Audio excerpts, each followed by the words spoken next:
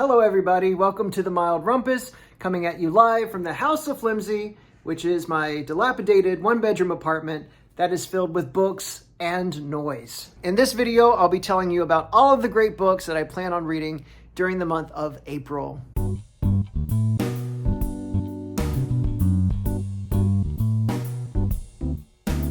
Well folks, spring has sprung, or so I've been told. It's still cold and gloomy here in New York, but I hear that sunshine is on its way, so I'm keeping the faith. I'm coming off of a really great month of reading. March treated me so well. I did this silly little project where I was only reading books that had flowers on its cover artwork, and I had no idea how that was gonna go. I've never done something like that before, but as a result, I found a new favorite book, The Glutton, and I also found a one-star read, which was Among Flowers by Jamaica Kincaid, Avoid at All Costs. But other than that book, it was a solid month of reading. I cannot complain. I read 10 books total for the second month in a row, which I've never done prior to starting this channel. And if you watch my daily reading vlogs, you can see that I'm not someone who just sits around and reads all day. I just sneak it in when I can, and there are parts of the day that I carve out time intentionally to read. I've been surprised how many books I've been able to read in a given month. But that's all in the past. It's April, it's spring, it's a fresh new start. And so I thought, given that spirit, I would focus on reading fresh, new books. So all of the books, with maybe one or two exceptions, that I will be reading this month are books that are recent releases or soon to be released. The first book on the TBR is one of those exceptions, and it's a book I just finished reading about 10 minutes before I started filming this video, and that is The Adventures of Huckleberry Finn by Mark Twain. So I grew up with the stories of Huckleberry Finn and Tom Sawyer. One of the earliest stories I remember being told is the story of Tom Sawyer, whitewashing the picket fence, right? And as a musical theater nerdy kid, Big River, which is the musical adaptation of Huckleberry Finn, was one of my favorite soundtracks to listen to, and I saw it performed several times. I saw it recently performed at New York City Center. But I think it's sort of similar to the Grimm fairy tales, where you grew up listening to the stories or you're familiar with the story, but I don't think many people have actually sat down and read the original source material.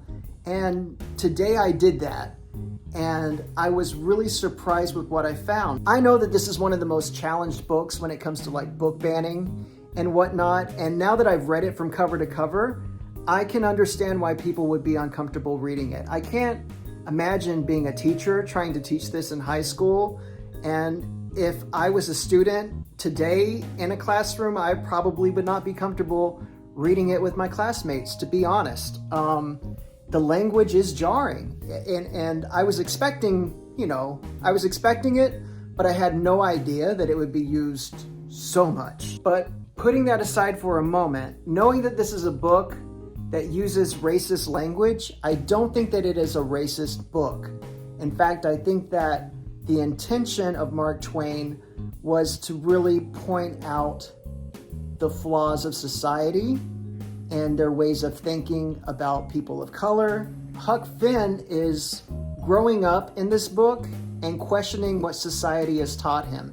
In the beginning of the book, Huck Finn is viewing Jim the slave as property and not a human being.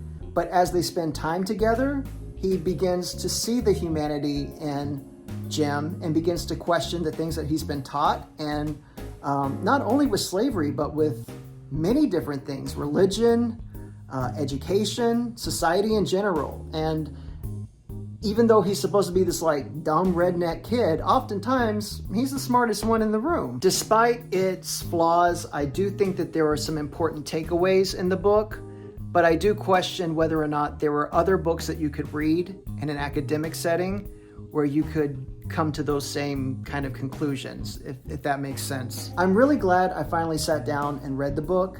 I had a really tough time rating it on Storygraph, because who am I to rate a classic novel like Huckleberry Finn? I wound up giving it a 4 because I would not feel comfortable recommending this book to everyone, which sounds ridiculous when you look at some of the books that I've given 5 stars. But, yeah. I bet you're saying to yourself, why are you reading Huckleberry Finn anyway? I thought you said you were going to be reading new releases this month. Well, I'm so glad you asked, because I wanted to read The Adventures of Huckleberry Finn in preparation for reading this new release, James by Percival Everett. This is one of those books that I could not wait to get my hands on. The day of the release, I was calling all around town trying to track down a signed copy. And finally, I called the mysterious bookshop, and they came through. I was surprised because I didn't figure this for a mystery novel. But excellent bookshop in Tribeca. If you are ever in the area, be sure to visit that store. If you love mysteries and detective stories, it will be your nirvana. But James is a retelling of Huckleberry Finn from the perspective of Jim the slave. And this is what it says on the jacket. When Jim overhears that he is about to be sold to a man in New Orleans, separated from his wife and daughter forever, he runs away until he can formulate a plan. Meanwhile, Huck has faked his own death to escape his violent father. As all readers of American literature know, thus begins the dangerous and transcendent journey by raft down the Mississippi River toward the elusive and unreliable promise of the Free States and beyond. Brimming with the electrifying humor and lacerating observations that have made Everett a literary icon, this brilliant and tender novel radically illuminates Jim's agency, intelligence, and compassion as never before. I can't wait. I'm going to dive into this as soon as I'm done filming and editing this video. The next title is a book that I bought at McNally Jackson in one of the first videos I shot for this channel. It's Day by Michael Cunningham. I anticipate this book being similar to The Seasonal Quartet and Crudo by Olivia Lang. In this book, Michael Cunningham writes about the same date prior to, during, and after the pandemic. And I'm going to read a portion of the blurb because I don't want spoilers. I'm going to read with one eye. Here we go. April 5th, 2019. In a cozy brownstone in Brooklyn, the veneer of domestic bliss is beginning to crack.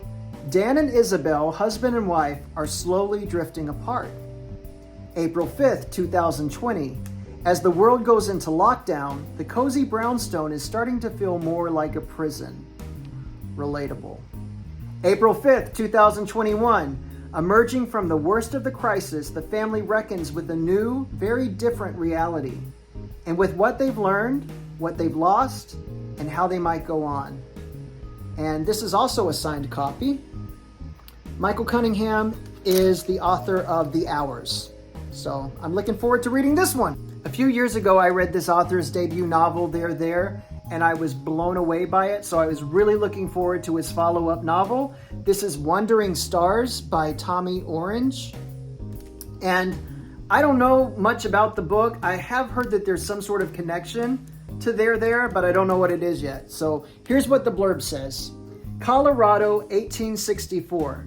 Starr, a young survivor of the Sand Creek Massacre, is brought to the Fort Marion prison castle where he is forced to learn English and practice Christianity by Richard Henry Pratt, an evangelical prison guard who will go on to found the Carlisle Indian Industrial School, an institution dedicated to the eradication of Native history, culture, and identity.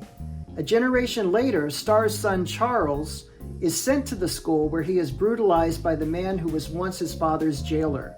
Under Pratt's harsh treatment, Charles clings to the moments he shares with a fellow young student, Opal Viola, as the two envision a future away from the institutional violence that follows their bloodlines.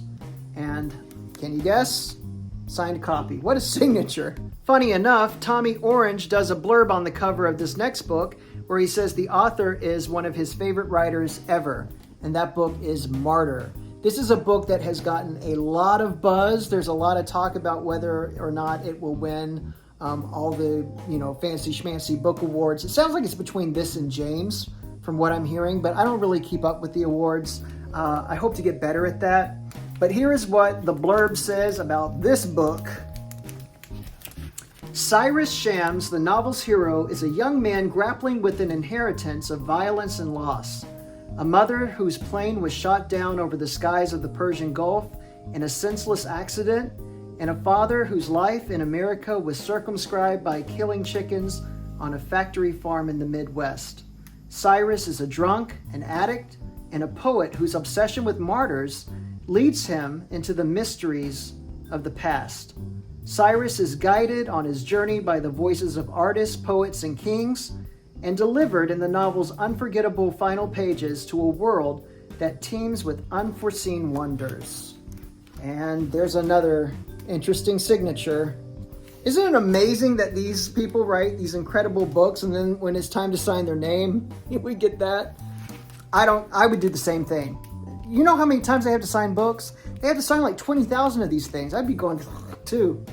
This next book is the other exception to the rule. It is not a new release, but it's new to me, and I've been wanting to read it for a while now. I've heard so many people talk about this book, and not only talk about the book, but rave about the book and say it's their favorite science fiction book ever. It won the Hugo Award. Netflix just made a mini-series based on it, and I want to read the book before I watch the series. I feel like I'm one of the few people in the BookTube community who has not read this book, but it's the three-body problem, and if you're like me and you haven't read the book, this is what it's about. A secret military group sends signals into space in hopes of establishing contact with aliens and succeeds. Picking up their signal is an alien civilization on the brink of destruction who now readies to invade Earth.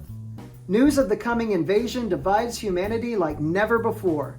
Some want to help the superior beings take over a world that they see as corrupt. Others prepare to fight the invasion at all cost. That's interesting. It's a little reminiscent of the Xenogenesis series that I just read by Octavia Butler. But this book seems to be focused more on the humans dealing with the alien invasion, whereas Octavia Butler was focused on the aliens taking over the planet. But yeah, I cannot wait to read this book. I've been wanting to pick it up for a long time now. The next two books are upcoming releases. Both of them will be released in May. The first book is a debut novel that was sent to me by the author. His name is Reuven Fenton, and he's been writing for the New York Post since 2007, but we won't hold that against him. This is Goyhood, and here's what it says on the back. Funny, poignant, and revelatory, while plumbing the emotional depths of the relationship between estranged brothers, this debut examines what happens when one becomes unmoored from a comfortable spiritual existence and must decide whether coincidence is in fact destiny. One of my big reading goals for this year is to read more nonfiction, and I love me a celebrity memoir. It's probably one of my big guilty pleasures, although I don't think I have to feel guilty about reading this one because I think it's going to be really good. It's written by an international star. She's a legend. She's an EGOT. It's Whoopi Goldberg's new memoir, Bits and Pieces, My Mother, My Brother, and Me. And several years ago, I had the opportunity to meet not only Whoopi Goldberg, but her brother, who was just the kindest. He's since passed, but really nice guy. And this is what it says on the back of the book. This is coming out May 7th. If it weren't for Emma Johnson, Karen Johnson would never have become Whoopi Goldberg.